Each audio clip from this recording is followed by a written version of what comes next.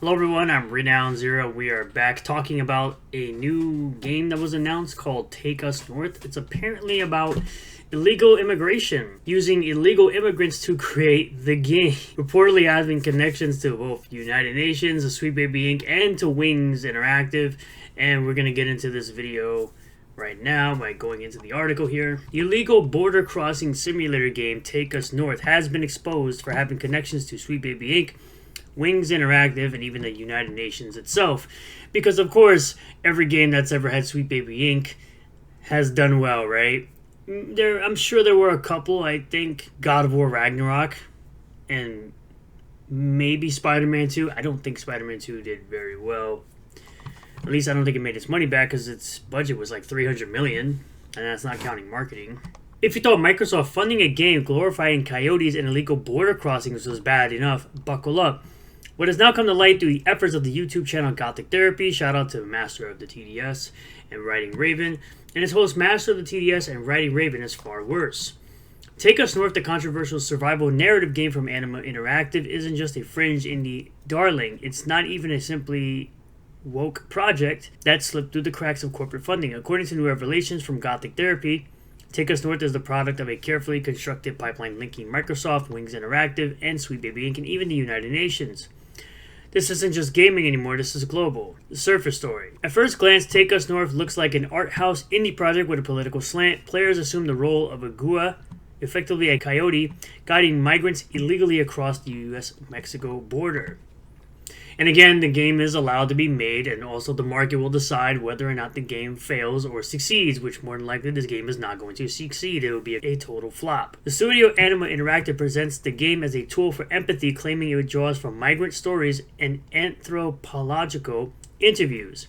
Microsoft promoted the project through its ID at Xbox Developer Acceleration Program, while mainstream outlets like Wired ran glowing features describing it as an empathy machine. I play a game to have fun. I don't play a game to be preached to. But peel back the PR gloss and a darker truth emerges. This wasn't an organic project climbing its way into the spotlight. It was handpicked, boosted, and protected. Anyone who has followed recent industry controversies knows Wings Interactive, the shadowy funding group, vanished from the public eye after Gothic Therapy scrutiny over its role in bankrolling obscure titles that pushed activist messaging while pulling in suspiciously high funding totals. Well, Wings is back and their fingerprints are all over Take Us North. According to Gothic Therapy, Wings co-founder Audrey LaPrince personally promoted the project. Wings just didn't nod at the game. They endorsed it and helped pipeline it into the indie festival circuit.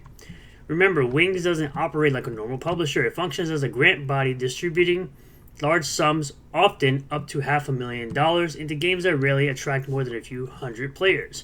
Critics have long suspected the Wings functions less as a legitimate market investor and more as an ideological filter, funneling money into projects designed to push political narratives regardless of commercial viability. The Sweet Baby connection. The Wings connection to Sweet Baby Inc. is well documented. Sweet Baby co-founder Kim Belair served on the board of Wings, directly linking the two. Sweet Baby, infamous for inserting identity politics into games like Spider-Man 2, Suicide Squad, Kill the Justice League, and God of War Ragnarok, has been accused of turning gaming into a vehicle for ideological messaging.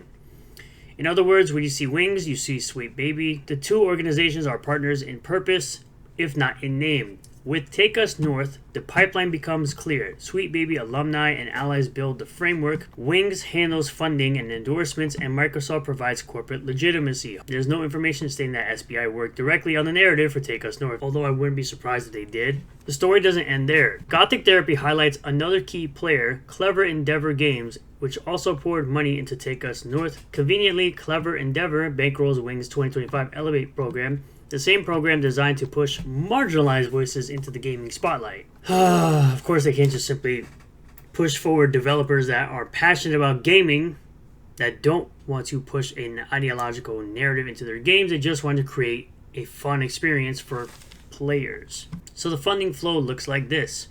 Microsoft bankrolls Anima Interactive through ID at Xbox. Wings Interactive endorses and promotes the game. Clever Endeavor provides additional financial backing while sustaining Wings itself. And here's where it gets explosive. According to Gothic Therapy, Take Us North wasn't just shown at gaming festivals or Microsoft's indie showcases. It was reportedly presented at the United Nations under the codename The American Dream just 9 months ago. Let that sink in. A video game that allows players to roleplay as coyotes smuggling migrants illegally across the U.S. border was put on stage at the very institution charged with upholding international law and promoting stability across nations. Crazy how that works. This wasn't a hidden indie experiment. It was celebrated on the global political stage. Here's what makes this revelation so important. Take Us North isn't just one controversial title. It's the tip of the iceberg, a case study in how activist consultancies, grant organizations, and corporations coordinate to push ideological projects into the mainstream. For many games, it goes something like this.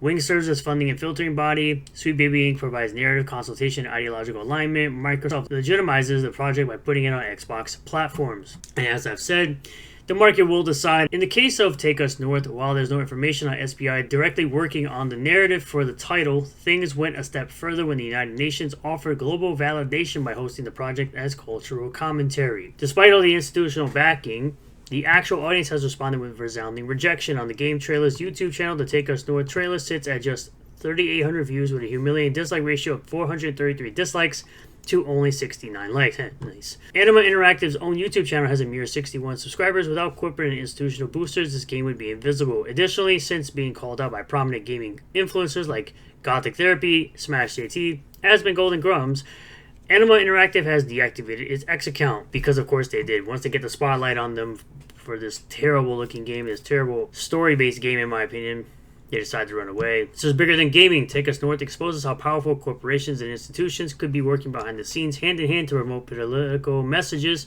under the guise of entertainment.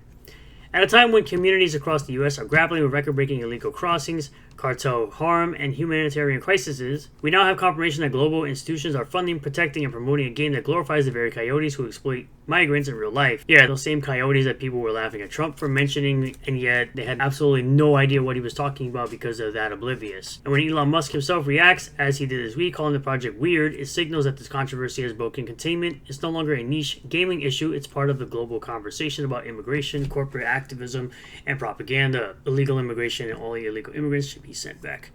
Take Us North isn't just misguided, it's the clear sign yet of a potential pipeline that stretches from activist consultants to multinational corporations to the United Nations itself.